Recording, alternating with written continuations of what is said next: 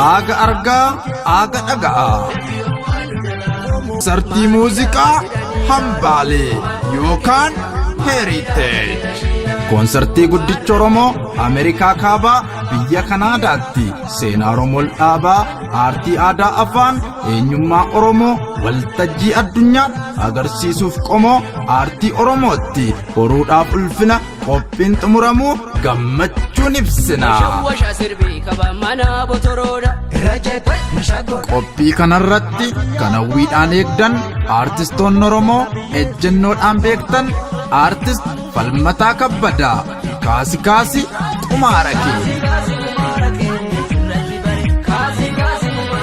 aartist Caalaa Daggafaa Shakkine Shakkii, kan ittiin beekaman weelluuwwan warraaqsaa ammayyaaf Kanaadaa kunoo dhufaniiru Edmonton Kanaadaa. Koonsartii muuziqaa hambaalee yookaan Heritage guyyaan Ogosti 6, 2023 galgala sa'a 9 irratti eegala. Bakki adrees 9203 144 Avenue Edmonton Alberta T5E2X7. achitti walaa agarru, warri waliin beeknes achitti walaa barru.